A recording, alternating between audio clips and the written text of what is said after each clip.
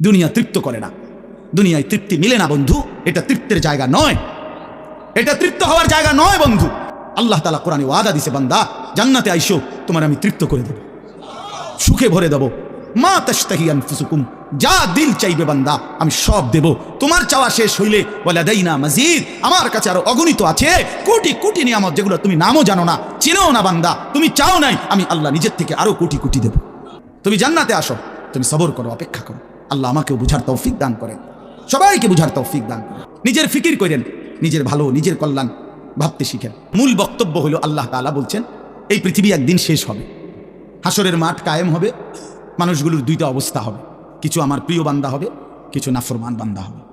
আল্লাহ তাআলা এই কথাটা খুব গুরুত্ব দিয়া কোরআনে বুঝাইছে, বান্দা এই রং রসের এই সৌন্দর্যময় পৃথিবী তোমার কাছে যত লোভনীয়ই মনে হোক, আকর্ষণীয় মনে হোক, তবে এটা নিশ্চিত যে তুমিও থাকবা না, দুনিয়াও থাকবে না। এই কথাটা মনে রাখো বান্দা, এটা যদি মনে রাখতে পারো তো জিন্দেগি সুন্দর হবে, জীবন সুন্দর হবে। এই জন্য কোরআনুল কারীমে আল্লাহ তাআলা খুব এই কথাটা বুঝাইতে চাইছে, বান্দা এই এত সুন্দর পৃথিবী দেখে তুমি যতই বিমোহিত হও, মুগ্ধ হও, তো মনে রাখো এটা থাকবে না।